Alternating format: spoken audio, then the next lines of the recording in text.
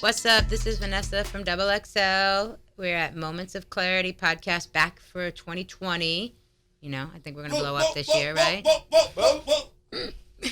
No JFK. He's moved on to do bigger and better things, or, you know, that's the positive spin on it, but we still love him. We have Rahman and we have Shaheem today, and we're working on some special guests for the future. There we go. I'm sure they'll all be Shah's friends. He's got a lot of friends. He has too many friends. Too many friends. All right, what's going on this week? Biggest news. Storytellers before we came. Yes, we had a big tweet today about storytellers. Slick Rick, Nas, Kendrick. Those are the names I'm seeing over and over again. Scarface. So I guess the question today on Twitter was, who are the best rap storytellers? Nas. Sorry, go ahead, Shah. I had to get that in there because Shah, he'll give you a soliloquy about everything right now, so I had to jump in there real quick. Nah, I mean, you can't take anything away from Nas, of course. We love him. Rewind that's probably like one of the most innovative stories ever. How he told the story like, backwards. You can't just backwards, right? Exactly. You can't give it to just Rewind. Like give it to Illmatic. Well, the whole album. When I talk about stories, is to me it's a difference between narratives about yourself and stories about other people.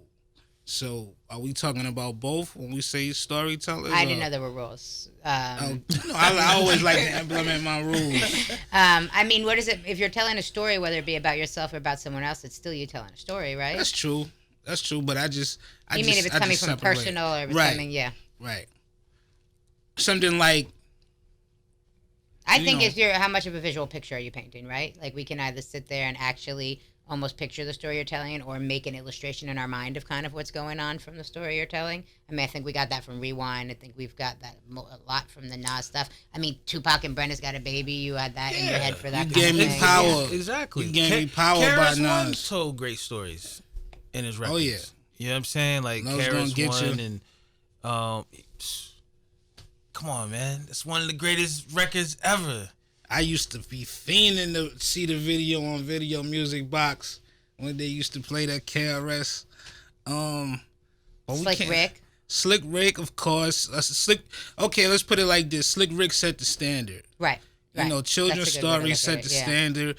And, you know, a lot of stories are just really just sitting down, listening to them, vibing, but children's story is a whole different animal. Like you could dance to it. It got energy.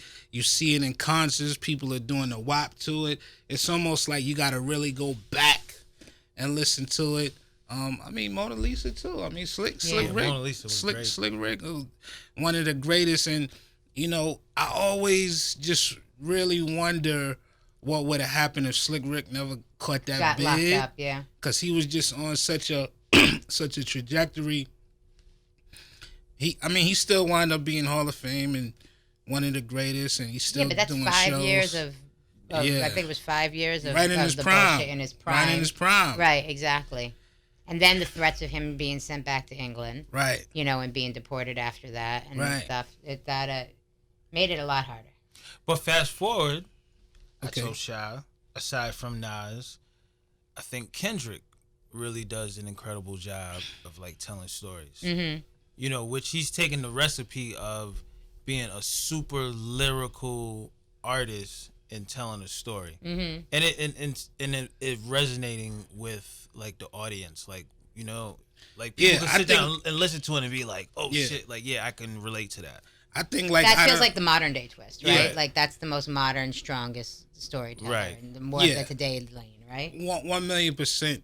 And I thought it was ill that Lil Wayne picked Kendrick to do Mona Lisa because when I did, I think it was this cover, the Larger Than Life. Mm-hmm. Wayne. That was us running down to Miami. Yes. You and I in a car for days. Yes. That was a lot of fun.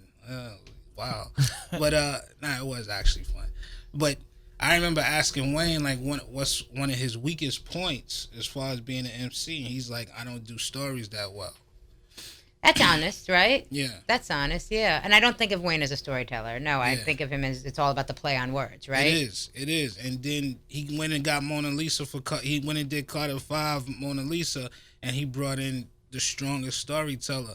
And I love how Kendrick he just gets you so immersed with his stories, like he's switching his voice. Yeah, and, right. He's playing different characters. Yeah, he's playing different characters. So I think Kendrick, out of the guys, that just came out past 10 years, I think you gotta give it to Kendrick.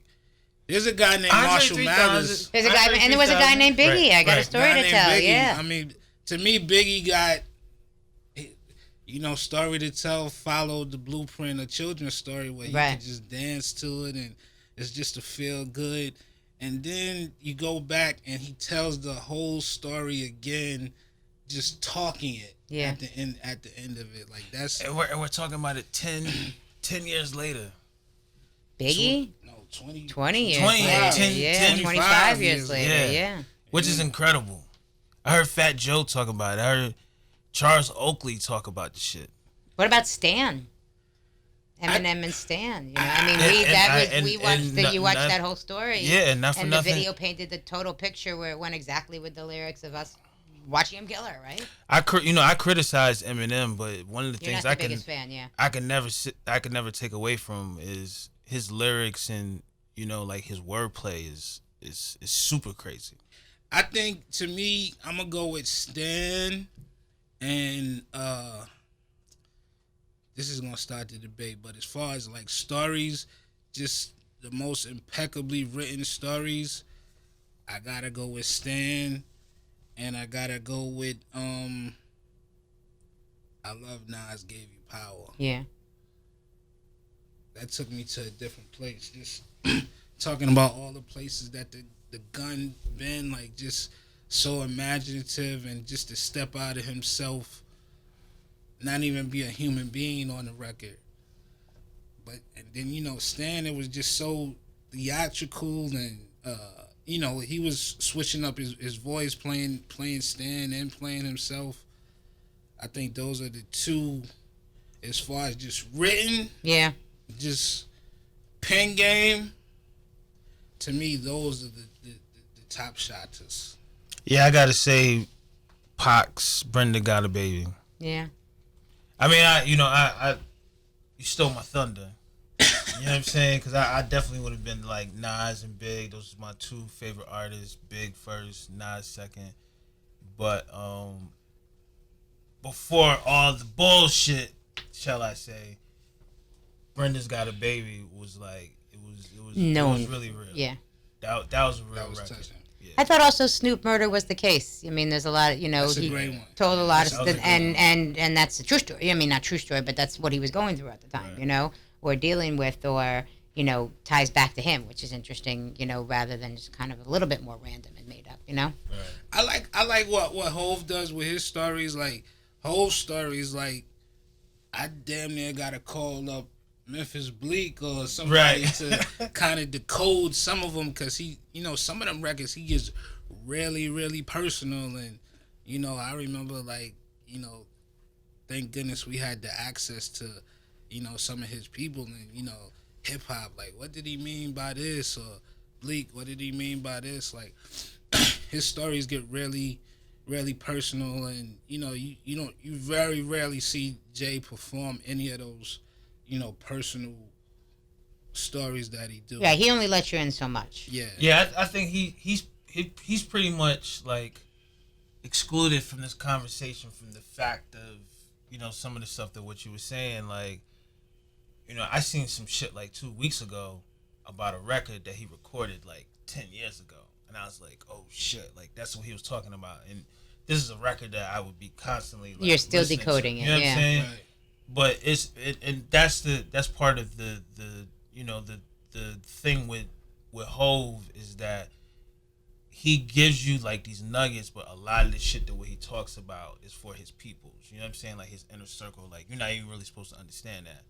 Like, he'll probably be in the studio, like, all his peoples, he playing some shit, and they like, oh, and it's fucking them up. You know what I'm saying? Yeah. And like 10 years later, somebody else is playing it, and one of them niggas who was in that studio is gonna talk about it. And they're like, oh, this is what he was talking about, blah, blah, blah, like X amount of years, whatever. And you got to salute that. Because everything is not really personal, but he makes it sound good. Mm-hmm. You know what I'm saying? So that's real genuine about what, his product. But we're going to go back to back I gotta say, and Beanie's a good storyteller too. Oh yeah, Beanie, feeling in the air. This Can't Be Life. That's one of my favorite things where everybody just poured their heart. Like, you know, Scarface. You know, shout out to my man Daytwan Thomas, man. Like, me and Day used to just listen to It Can't Be Life on rewind, just thinking about, you know, you hear Jay's angst about him thinking that he might be a failure. Then you hear Beanie's when he comes in and he talks about the inspiration he gets from his kids. And then Scarface, man, and Clean Up on that record when he talks about his man's child dying. Like, that really just, that just hits you in the throat. You know what I'm saying? I love how Big just brought a lot of humor to his records, though. I gotta say, like, as far as my favorite, I'm gonna say Big is my favorite storyteller because it's just so, you know, like 1 second you're just sitting intently, like, you know how he's sitting in the crib dreaming about Learjets and Coops, how to sell records like Snoop, Salt and Pepper Shoot, and then he just ends the song with the guy turning around, getting shot, and he's holding his baby. Yeah. Like how you could be so humorous and then bloodthirsty at the end, or something like Niggas Bleed, or Everyday Struggle, my man, 2 Texts. Like he was brilliant. Missing You. Yes. They played Missing You at Big's funeral. Wow. Yeah, that's mad real. And it's unfair. Like I don't even put him in the conversation a lot because I just feel like he didn't really have the fair shot. You know what I'm saying? But who you mean? There's only 2 projects. His career was cut so short. Mm-hmm. Right. It wasn't like there was a lot of posthumous stuff after that too much. Yeah. And he wasn't around. Him and Nas was going at it. You know what I'm saying? Well, that was always the interesting theory that I'd always say was him and Nas were going at it. And Jay was on the somehow outside. Jay, who was on the outside, became the leader. Right. You know, and what Biggie had ever thought it was going to be that Jay, because it was Nas and Biggie, you know, and then it turns to Jay. That is the illest story in hip hop. Yeah. That niggas have not told. We should work on a documentary just about Nas and Big was going on it, and Jay was on the outside, and Jay is running rap. Look what he became, That's so and crazy. Nas signs to Jay after the whole beef that they had and everything. Yeah, it's an amazing story. It really is. I mean, it's almost... Because who would have thought it was going to turn out that way, right? At that time period when you have Biggie and you have Nas and you have, you know, them with their debut albums and everything that's going on, and then you kind of got Jay over on the side, and he's the billionaire. You know, it just is amazing how it played out. It just show you can't never sleep, man. Look at... Or die, you know? Yeah. Look at... OKC Thunder, you know, I love relating things to sports. But the sports or the wrestling analogies? Right. You have Westbrook and Durant. They sleeping on this young kid, James Harden, coming off the bench. Now look at Harden. He's averaging 38 points a game right now. So Harden's Jay-Z? I mean, he's coming. Well, it's hard to, like, that is, I'm just saying you can't sleep on it because, I mean, KD is the one that won the championships. Jay has sold the most records, but I think in that case, Jay might have been the one that was the most slept on. Like Harden was the most slept on, and he just came out just to, you know, rise from, you know, he got to step out and do his own thing, and he did it. He did it. Cube was a great storyteller too. He was. Today was a good day. Once upon a time in the projects. You know, it's a lot. You know, you're right. I'm thinking of, you know, the Predator album. For some reason, I've always liked that one a lot, too, besides Death Certificate. But, you know, we definitely, today was a good day is a perfect example of that. It's a shame that the art of storytelling, no pun intended, which is a fantastic record, but it seemed like the art of storytelling is dying. And Andre 3000 did a good job. I was just going to say Outkast. Yeah, Andre 3000. Yeah, I mean. He did a great job. All right, so who are the top 10? Storytellers? What's our list? Biggie. Nas. No particular order. Biggie, Nas. Slick Rick. Gotta give it Scarface. Scarface. Ice Cube and Hove. In the top 10. Andre. Eminem. Did we say Cube? We got Cube. We're at 8. Wu-Tang. Rae and Ghost, man. Ghostface. Yeah, Rae and Ghost. Ghost. They be cheating though. They're the tag team, but yeah, you got to put. They still got to get the same page, you know. Yeah, Rae and Ghost. Yeah, let's put the whole Wu-Tang in there. Just number 8. No. Yolanda's House, I love. Fab could get in his bag too, man, when he won it with these 50's Benny, man, was crazy. 50 got some. You know what I'm saying? Stuff. Like 50. Baltimore Love thing. Yeah. He had some really crazy stories. Kendrick, we left out Kendrick. We've talked about him, but we didn't just put in our 10 right now. Yeah, because he represents that new, this new generation. We gotta put Pop. All right, so we're at like 12, 13. You gotta put LL in there too. Come on, Around the Way, girl. That's a story. It was Harlem at the. Come on, are you kidding me? Seen you with your man. LL smiling. Pink bag in a plastic bag. Okay, we gotta reevaluate. Man, come on. Make a list of 20. We gotta put LL in that top 10. That's blasphemous. Come on. It was Harlem at the Rock. I saw you with your man. He said, I'm looking at my own eyes in the rear view. Yo, Cool J. I'm looking at the wall to see who else. Cool J don't be getting the credit he deserves. Hey, man. Chuck D. I mean, if you really, it's a lot of them in the bag. Definitely LL. You gotta put LL. Why do y'all think stories kind of is dying out though? Is it just the people they don't have the acumen for it, or I think it's the framework of the timing of what it puts to put together a record. It also is, I think it ties into how important is lyricism, right? Like you can make the lyricism and storytelling can tie in a lot together. It's not exactly the same thing, but you have to be pretty lyrical in order to be able to wrap a story, right? So true. You can make the same argument of is lyricism and storytelling as important as it could be now? Probably not. Why not? Because I can look cool on Instagram and that's all I need you to do to follow me? I'm not sure, but it's definitely, I think we don't put the emphasis on lyricism or storytelling like we used to. And maybe, if anything, more lyricism with Cole and Kendrick and, those guys these days. But definitely we don't sit and have the storytelling conversations like we used to. What's the biggest storytelling song? Is it Children's Story or is it Bismarck, Just a Friend? Dang, oh my God. I would go Children's Story until you said... I think it's got to be Children's Story. Yeah. Children's Story over Just a Friend? I think so. Oh, I think so. That's a good question. Tyler, throw it on Twitter. Put that on Twitter. All right, let's shift over to some news. Let's see. So, what's been going on since it became 2020? I guess French vs. 50 has been a pretty big thing. I don't know how, pretty big, but been going back and forth with them. What's your guys' take on that? I guess French and 50 are definitely not on the same page over some Bugatti drama. Those rich guys, super rich guys problem. Who got the $2 million car, not the Bugatti? Is it rented? Is it leased? Is it rented? Is it leased? Who owned it? What do you have a 2008 for? All both of them trolling each other. French versus 50 is something that's been on and off for, probably... Because it's not just French versus 50, it's French and who he's friends with. Right. His friends were probably... There's a bit of his friends there that are his rap friends that are probably anti-50 or not pro-50, right? So I think, to me, French got a little bit of the battery in his back for him and his friends, Yeah. I 50, man, he loves it. He loves it. And while French is there spinning and making Instagram videos about him looking like a dinosaur, he's premiering his new show at ABC. So it is an interesting shift of what they're working on. What's going on with them. Fifth he's always going to find a way to keep his name in hip-hop culture. Whether it's this whole trolling with French. But, the biggest 50 news is Power still. Yeah, okay, so before we get into that, because I was actually going to say that too.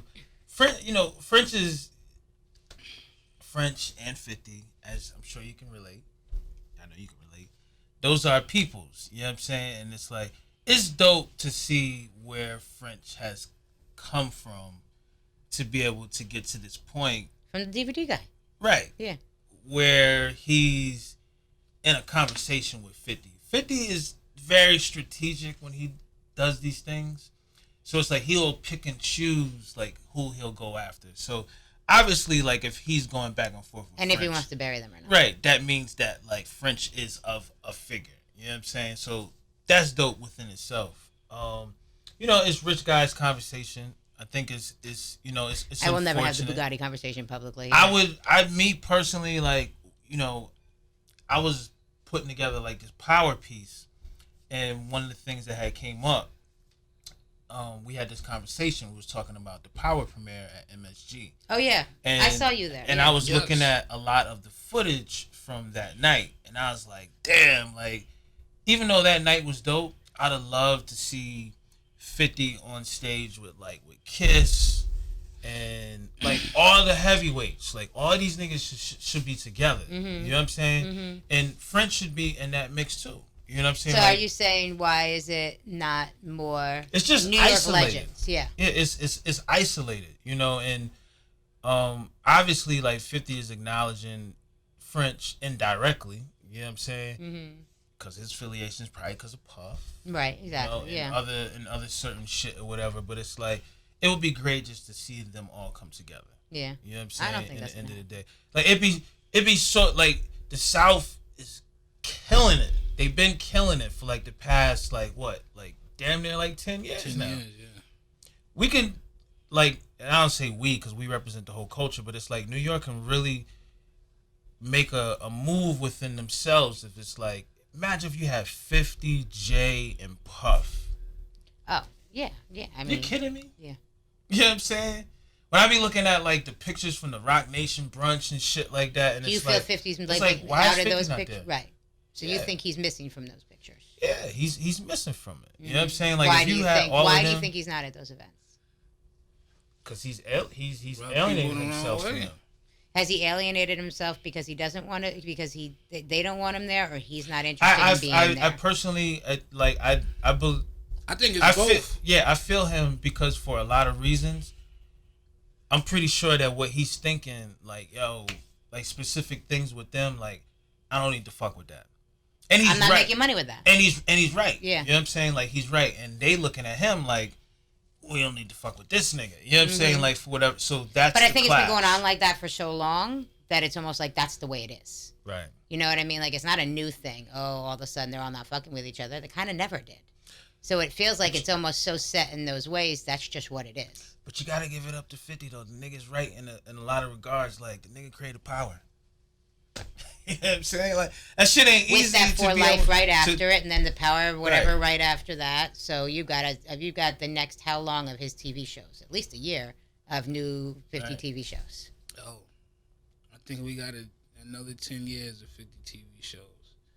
That BMF show, whenever that gets off, that's the even ground. longer down the line because we know the For Life one was the Isaac Wright story, or loosely based off Isaac Wright. So I think it goes from what we were reading today. It goes from the Isaac Wright story that we've already seen the trailer for, and then today I was walking my dog this morning, and they were shooting Ghost Book 2, Power Book 2, or whatever it is in the neighborhood in Brooklyn. So I was like, okay, so that's Ghost? In the works. I didn't see Ghost, but I do think Ghost is dead. But I didn't see Ghost. Damn, and you was right about that too. Ghost is really dead. I'm fucking hurt. He's got to be dead. Otherwise, what's the point of ending the show and doing spin-offs? God I damn don't it. know if he's dead. He's dead. He's dead. What do you mean? They said on the episode he's You slain. see? All right, Rotimi looking Tupac's at it? dead. They're all dead. Nobody pops back up and they're really Rotimi here. saw it on the TV. What do you mean? He's dead. He saw it on the TV, but Ghost is always a step ahead. Like, Ghost is a if he knows like 8 people are trying to kill him, let him think he's dead. They're gonna get him. If there's 8 people trying to kill him, somebody's gonna get him at some point. So is he not dead? And does Tommy die? You don't think he's dead? I don't think you can kill Tommy. I think you're gonna kill Ghost and Tommy. Boom, gone. I do Toxic too. knocked, and I think Ghost Tommy's next. He's definitely gonna be something's gonna happen to him.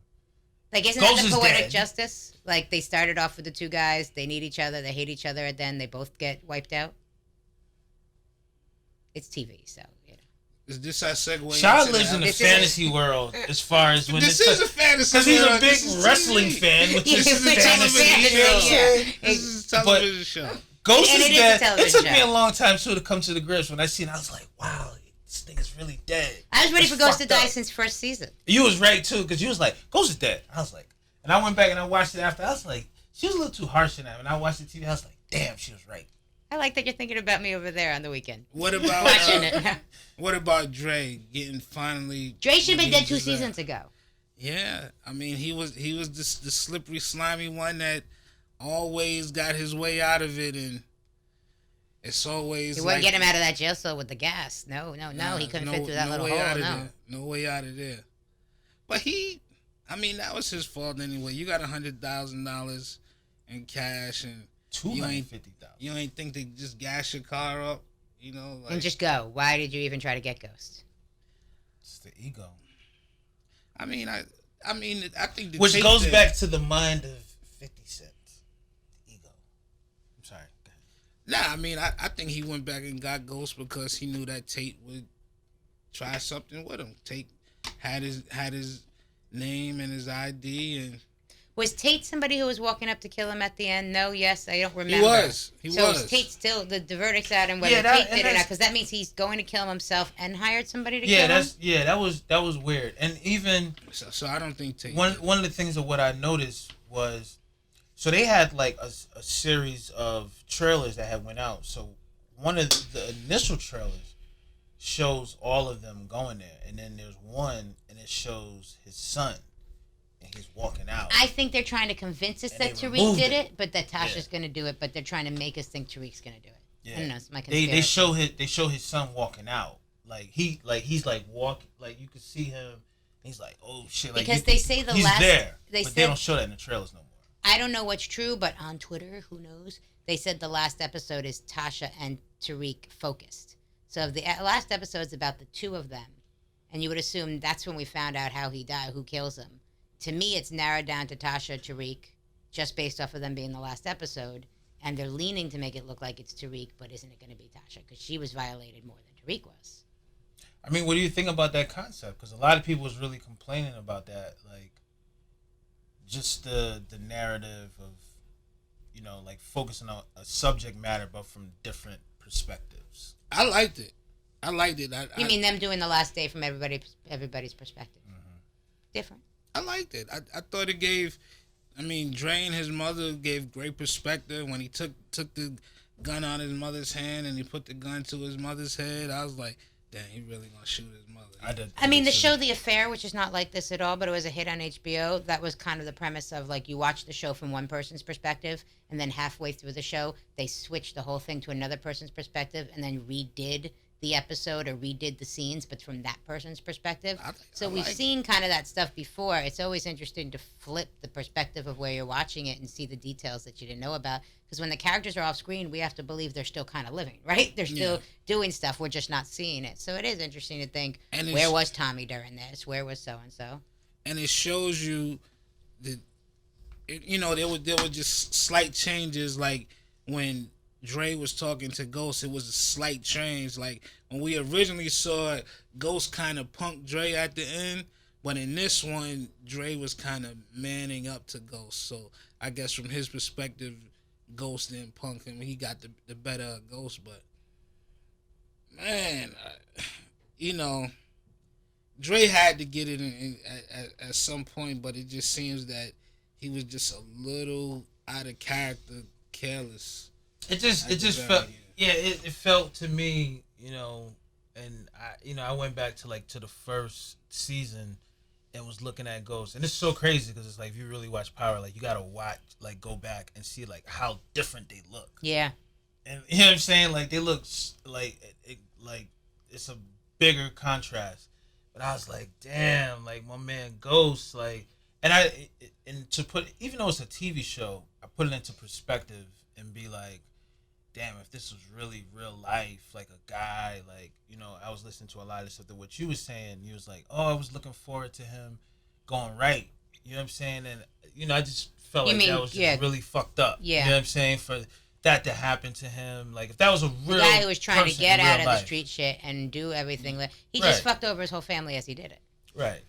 And then, and he was ready to throw his son in jail in the end. And then overall too, like, when you think about like these shows, like, I think about The Wire a lot when I watch Power, and you think about Stringer Bell, A lot of people was fucked up, like when Stringer Bell got killed. I ain't on that gangster shit.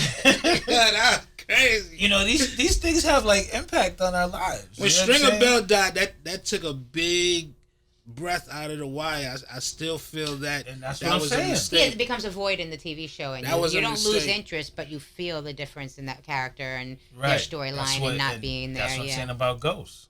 It's like the same. That's why thing. I think that's how you end it. Right.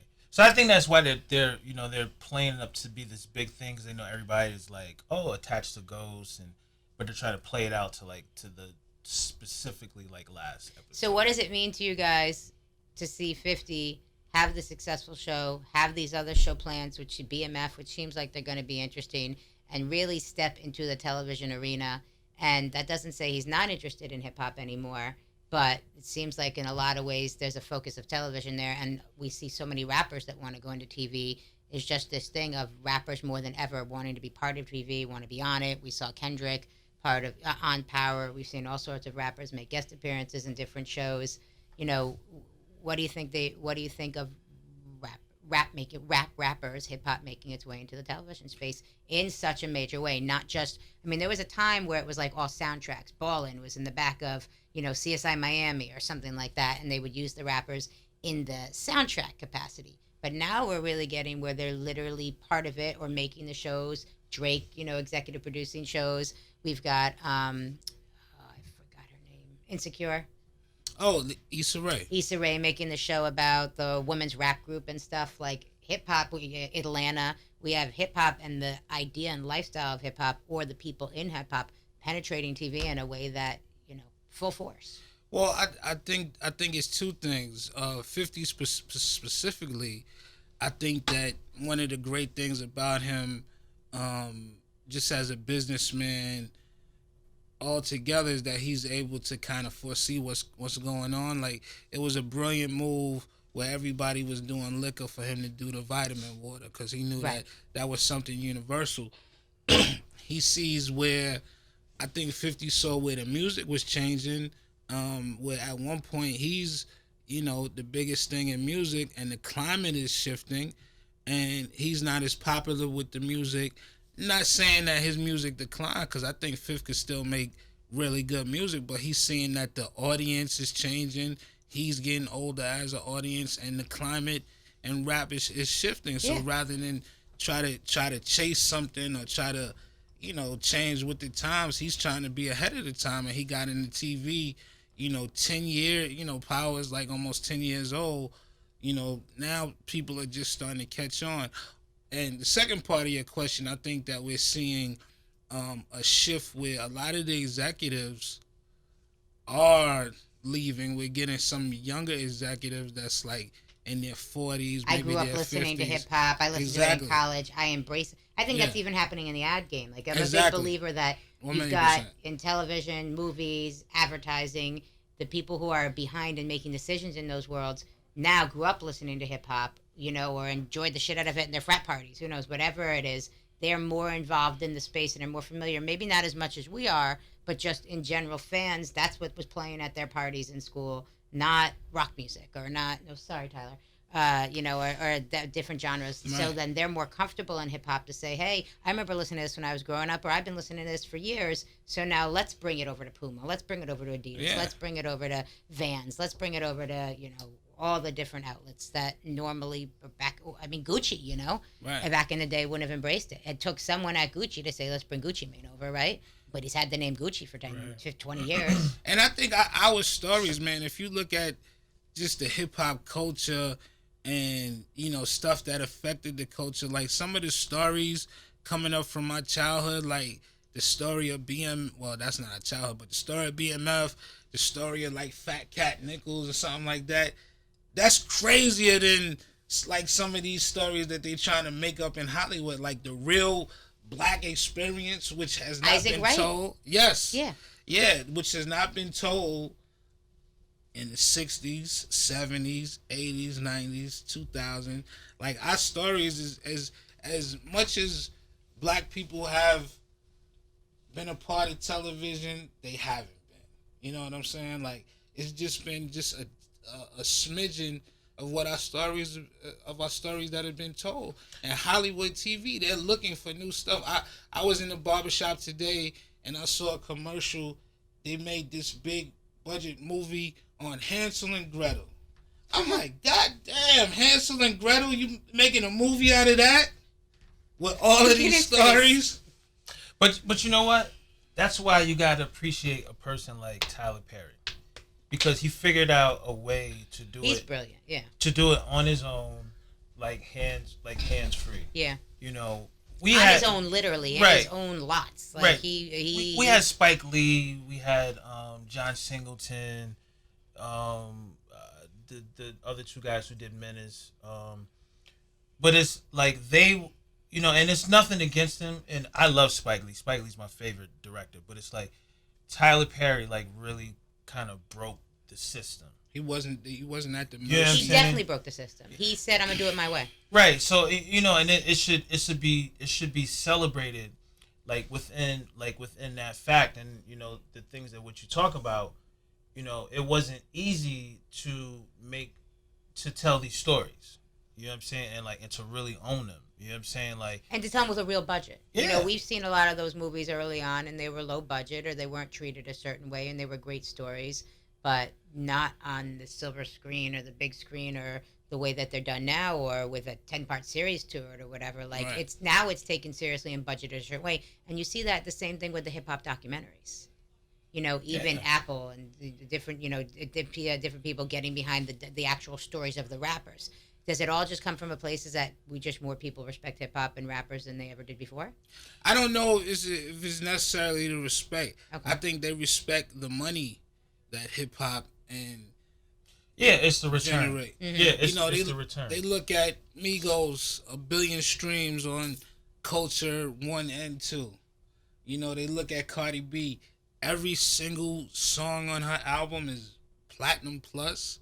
You know, they see what is generating. They see that they're finally... But they quantify things differently, you know? Right. I mean, if you used to sit in your bedroom and play a song 100 times on a CD, it didn't count 100 different plays. Right. You know what I mean? Like, just the way it's quantified, and everybody's breaking these records streaming-wise. And you're like, of course you're breaking streaming records. They haven't been going on too long. You know, these records are meant to be broken, you know? But, you know, what's the power of selling 1 million records in 1 week at a brick-and-mortar store where people have to actually go to the store and spend $16.99 on your CD? Is that more powerful than getting your 10 songs to stream on Apple, or, you know, and be in the top 10 for Apple? I'm not sure. It just seems like we have all these records breaking, and I don't mean songs breaking, like record accomplishments breaking within the streaming space right now, which then gets us to forget, but this person sold 80 million records, you know, and what that accomplishment was at the time. I think it was people... Because I spend $9.99 on Spotify is different than me going out and spending $16.99 on your album. Right. 1,000,000%. I think it's, you know, I think these people, it's almost like in baseball, they got Moneyball. I saw this morning that Warner Brothers was kind of inserting a system where they're going to have like an artificial intelligence machine. This is the report.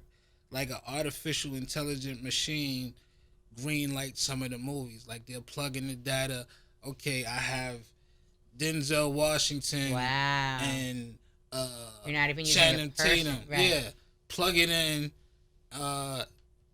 They'll do all of the data via computer. Okay, this is what we think that the movie will generate. Or if I have Sandra Bullock and Jennifer Lopez, this is what I think the movie will generate based on the history of what they have. That's heavy, yeah. It's crazy. It's crazy, but I think they're crunching the figures up. You know, they're seeing what hip-hop is generating as far as music, and they see all these tours and everything generating money. They say, hey, they definitely going to generate some money on television. I think 50 has a lot to do with it. They see the power of power. Like, okay, that's a big... I mean, you know, I will say, you know, being from... And this is to, you know, much respect to 50. I will say being... Like, I'm a real fucking producer. Like, you know what I'm saying? Like, in the media space for like 20 plus years. And it's become a thing nowadays where a lot of people who are not necessarily of the production space, who's been getting a lot of these looks, you know, because of their status, etc., whatever. And it's like they kind of hop over, and I'm speaking for a lot of my peoples.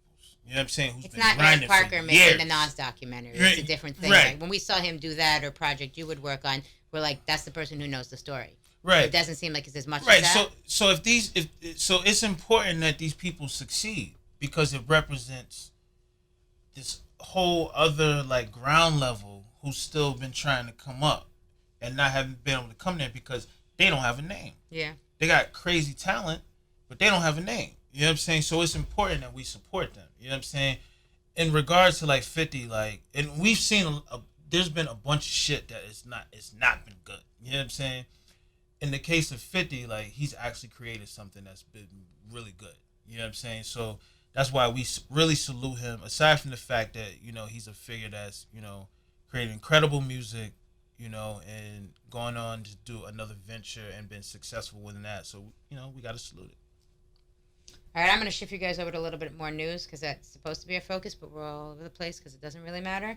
Roddy Ricch is looking like he's going to have a #1 song next week and beats out Justin Bieber. Seems like a big accomplishment. Put a smile on Shaw's face over there. Nah, what do you guys think? It's the power of hip hop. Shout out to DJ Mustard.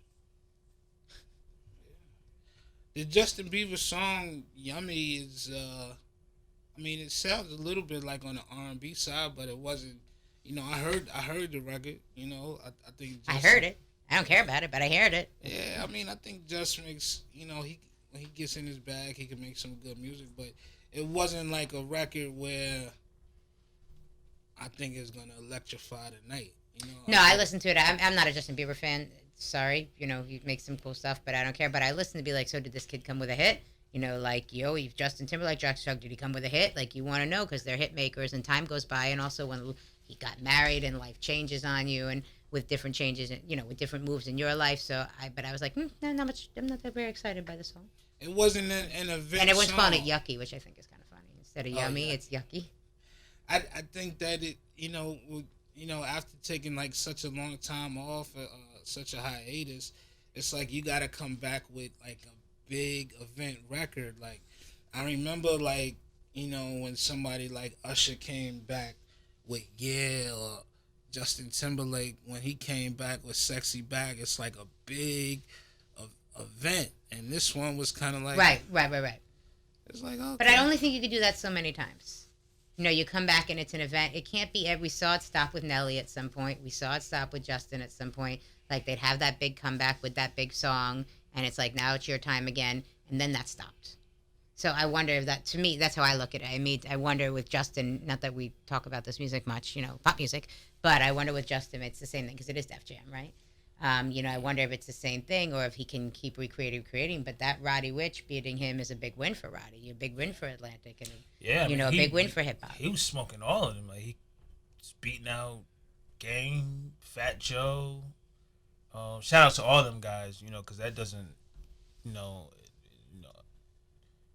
take away from the quality of their projects. But you know, that was big. And you know that the Roddy Ricch record is something that's been cooking for a minute. You know, yeah. like it's right. been something. He had a head start. Yeah, it's true. All right, other news. Let's see. Weird story with Rae Sremmurd's brother being arrested for the stepfather's murder, I think, and officially today.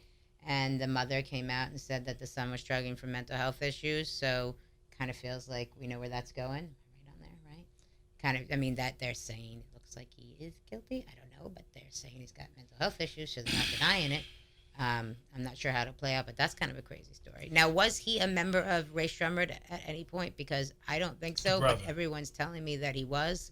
We had a dinner the other night. Somebody was insisting that there were 3 members when it came out, but I can't remember there ever being 3. Yeah, we did a I always remember Rae Sremmurd they were doing this annual like Christmas concert every December back in their home, and good time. He was definitely there. We covered it maybe about 4 years ago, so he definitely was there. Was he on stage performing with them? I just don't remember it being there. a 3-person I don't group. remember. I remember the 2. Yeah. He was there. He was in the mix. I remember seeing him. I don't know if like what role he had. But I remember seeing him. It's a crazy story to see. There's not much more to say about it, but it's a crazy story. It's sad because, when you think about Rae Sremmurd, traditionally you think about good times. Like Sway Lee is somebody who, you going to a club in LA and he's in there just vibing, playing music and just having a good time. Like these are kids that are known just for bringing like a really good vibe. There was a couple times in a row that I bumped into Slim Jimmy in an airport on a skateboard by himself, having a blast. Like if I picture that kid, he's just like going down the airport, the terminal on his skateboard with everybody excited, having the time of his life with a big smile. I kept on seeing him like that. I was like, you're just living the best life right now, aren't you? That's what I picture in my head, is these guys having the greatest time. Yeah, I think those kids have done a really good job. They probably don't sit around and talk about this shit. They just live their life, like you're saying. But we talk about it. I think they do a really good job of like being a group. It's like when a group gets successful, they split up. But they're brothers. And you know what I'm saying? So yeah, there's and a so whole it's other like dynamic so they stick together, and it's like they're successful and like so like original and like their own rights, and it's really dope to see him. Like that one time when we had saw him and Sway Lee was with like Swiss Beats, like playing like the xylophone or some shit at like 4:00 in the morning in LA. It was crazy. You know what I'm saying? Like, where were you guys? Was we in the Bay? I think it was in LA. It was in LA. Yeah, it was in LA. Yeah, it was in LA. It was random. It was very random. He was playing the xylophone. But he was like in the middle of the actual floor. I hate to say dance floor because people don't dance anymore, but you go there, you see Swiss was on the turntables, and then on the dance floor, there's just a crowd around this one person, and you're like, who is this guy? And you pull up, and sure enough, it's Sway Lee, no shirt on, and he's just playing and just having a good time. And it's just unfortunate that the past few weeks we've heard the stuff with him and his girlfriend, and different things. It's been a lot of turmoil, and this is. This is the ultimate turmoil. So, we send our prayers out to them and their entire family. And there definitely was some things there, like so we put together a documentary, and we went back. When you say we, I just assume it's you and Shaw at all times. Yeah. I ain't gonna give no credit to nobody else. Okay. Yeah. At that point, I forgot what it's called. It starts with a T, but it's in Alabama, where they're from. We went back to their home with them. I think that's it. So we spent like 2 days with them, and it was the 2 days leading up to this big concert that they do, this annual concert, which is like a toy drive, give back, to their hometown, and we was able to speak to everybody within their circle, but we wasn't able to speak to their parents. So when I saw it, I was thinking about that, thinking about that portion. But everybody was really accommodating. Like we went back to their childhood homes, and we spoke to all their relatives. Meaning you didn't speak to the parents, so there was more to the story that you didn't get. Limits. Right. Mm-hmm. Yeah. All right. So I guess closing out, we've been talking for a minute. Two things. One, news-wise, the baby getting arrested doesn't seem like too much of a story there. He doesn't even want people to talk about it too much. So I think they're just after him with all his success. He's definitely out there and about, and some people might not like that. What do you guys think of the baby's legal drama lately? Shoot, I reckon the babysitter's on fire right now. I think this game is fucked up. Like it's like it feels like you targeting like the top people. You got all this bullshit going on in the world. Yeah. You got this fucked up president. You know what I'm saying? Australia's on fire. And all this stuff going on. And it's like you have these young kids who's making a way to get from out of these crazy situations. And then you target and you want to bust their chops no matter what they do. It's crazy. And it's legal. You know what I'm saying? Like, I'm not excusing, like, whatever happened, because, I've read the reports, but I wasn't there. Right. You know what I'm saying? And I'm sure that there was some things that happened on their side, but there's no coincidence that, like, all the top people, like, look at Cardi B, like, what she's going... there's no fucking reason why these people should be going through this shit. But when they make it and be these big fucking artists. Definitely, but then off of that, also that now they have so much more to risk. You think that they'd be moving more cautiously and not getting into that stuff, and now people are just tripping them up. Yeah, you know, that's why it's on the flip side. Yeah. Right. They trying to make it where these people are just inaccessible. You know, like they don't want them to be out there in the streets and. I mean, if Cardi moves to Nigeria, she's very inaccessible. No, she gotta stay. She says she's gonna. She's on her way. Trump's making stupid moves. She saw that ludicrous move. Nah, she just bought that brand new house. They ain't moving. Yeah, we saw the house. All right, lastly, so we're going. We got a new year. It's the first week of the new year, right? Still the first week. Still the first week, right? I guess the 9th. We're in the second week. I don't know. What do you guys want to see in hip hop this year besides a Kendrick Lamar album? Because that's where I'm at. I want a Kendrick Lamar album. I have to say his last name for some reason. I mean, I want more Hove. I definitely want to see another hit. Nas, hello. Last time we was with Nas, he said he was gonna go back and start working. So, I would definitely like to see that. Of course, we want to see an end to the drug abuse. Mm-hmm. You know, like I don't want to see I want to see everybody alive this year. Well, that was pretty interesting. I mean, it didn't happen this week, but Juicy J coming back and apologizing. I mean, 3 6 Mafia is sipping on scissor. You know, they were completely drug heavy back in the day, and you know, Juicy J coming out and apologizing and for any influence with that was definitely crazy to see. You know, no judgment in it. You do what you got to do, but I didn't think I'd ever see that. You know, and it obviously means that they're understanding what the impact is. Just like, you know, we're losing guys from it. We weren't known to lose guys from drugs like this. Now we're losing them from it. We're losing them before they even get to shine as much as they can, whether that matters or not. We're losing them. And I think some of the guys seem like, you know, we've seen Future kind of apologize. We've got rappers that are regretting some of the influence that they had when they were younger by glorifying drugs, which is kind of a newer thing for us to see. Yeah, I mean, you know, I think when 3 6 was out there, it was, you know, just really talking about their lifestyle and just really what they did. And, you know, I've been out to Memphis before when, you know, they was in their red hot smoking days, and it definitely was a lot of stuff going on out there. But, you know, I never felt like they was, I mean, they put it in records and the records became hit records, but I just always felt that they was telling their story. I didn't think that they was like glorifying it for a particular agenda. But, you know, when you have hit records and it has drug use in the records, you know, people have become influenced. Some people have become influenced by it. So I definitely think it's dope for Juicy to come out there and apologize for it. I'd love to see some, you know, we're going into the election year. I would love to see some. We're in it, right? We're in, yeah. We're in it. Yeah. So. I mean, by the end of this year, we'll know if this guy's in or not. Right. I'd love to see some unification within the culture, and for it to not to be fake.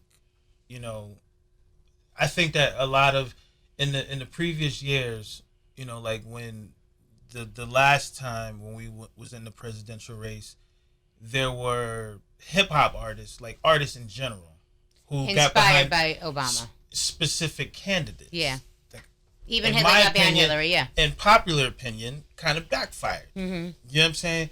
So I would like to see them kind of realign like that strategy, and really mean it. Like not just doing it like for promotion, because it's like. It felt like it was just promotion. It was just opportunities. You know what I'm saying? Like, because we have to live with this shit. We wake up every single fucking day and we talk about this. So it's like once the election is over with, it's like they go back to their lives. You know what I'm saying? But the normal working average people, it's like we have to deal with this. So would love to see something happen along the lines with there. And then even with, you know, when we was having a conversation, like with all of like the artists and venturing like outside of like the music space and getting involved in television and things like that, like make it be more of a purpose. You know what I'm saying? Much respect to like to the Ava DuVernays, to the Spike Lees, and you know those individuals who's been putting in that type of work, and hopefully like these people like a LeBron James who's like really circling in like a lot of these like real up and coming television makers, etc. You know what I'm saying? Like, and hopefully to see a lot more of that. Like, it would just be great to see a lot of the culture. When we talk about the culture, we always really be referring to it as like the music portion of it. But there's a whole nother portion now. You know what I'm saying? Which is like Hollywood and people creating content and etc. And it'd be good to just like bring that together like more as a whole. So, is that led by the music?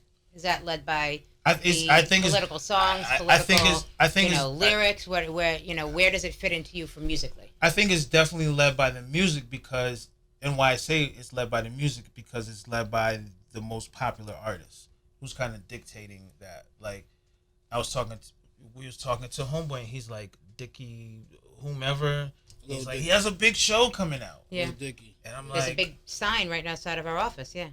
Yeah, and it's just like, and I have nothing against him because I think he's he's a really interesting person, But as far as like that representing the culture, like those are the things that concerns me. Mm-hmm. You know what I'm saying?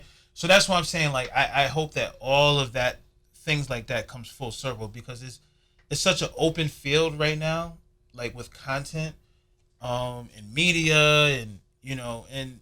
Again, like it's even more important like this year because you're going into a times like where messaging can help dictate like who can be elected as being like the leader of this fucking country. You know what I'm saying? Which is important for our everyday lives. You know what I'm saying? Like you have a president who's talking about he's taking away food stamps from people. Right. You know what I'm saying? Right. Like he's ignoring Puerto Rico completely. Right, he's ignoring Puerto Rico. Yeah. There's like a number of things that's like really like serious issues that's like it's important and it can be really dictated by this type of stuff. I mean, I look at Jay-Z's partnership with the NFL is very important. It is very important, and we haven't even seen what it really is capable. What's the reason for it? Everything about it is just the tip of the iceberg right now. Right. Yeah.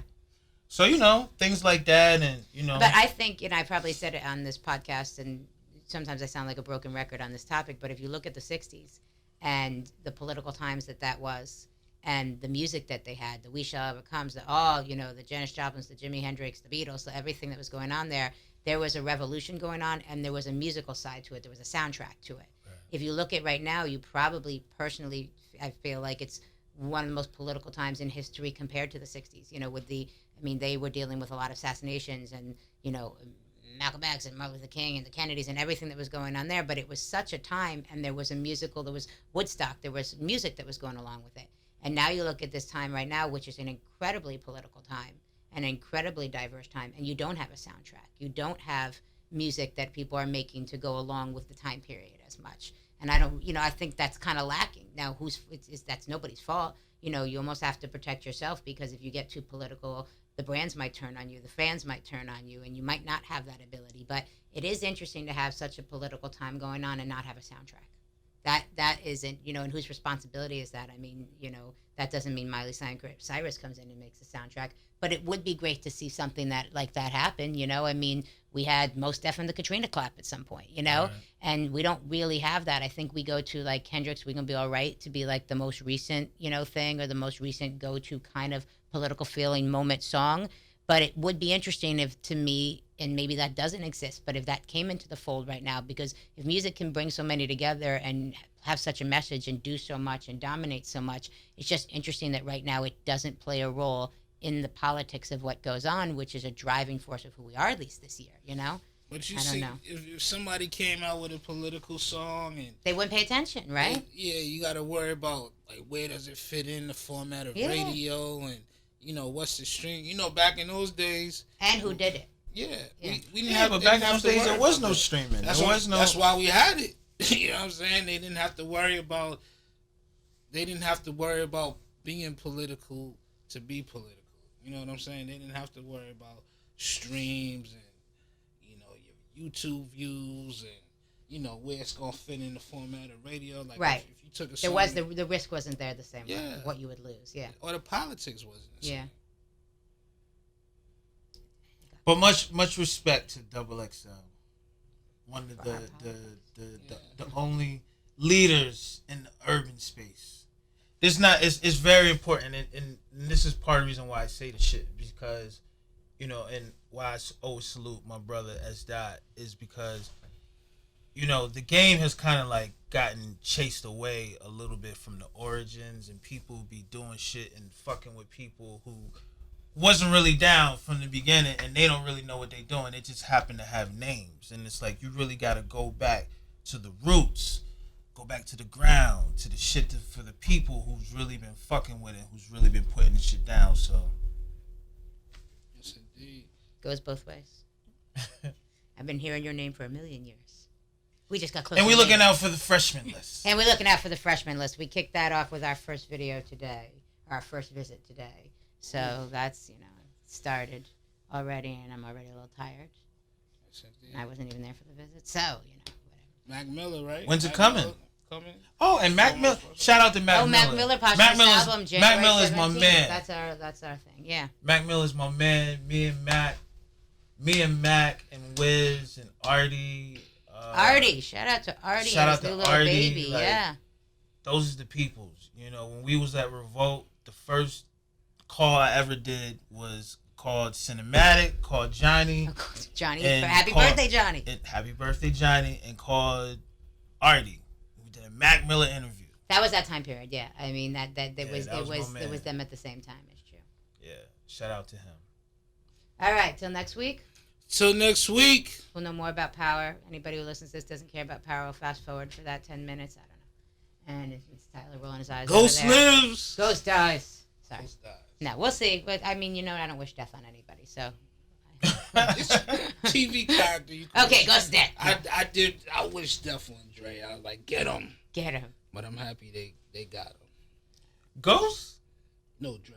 I was about to say, damn. I like Ghost. Thank you. Out of here.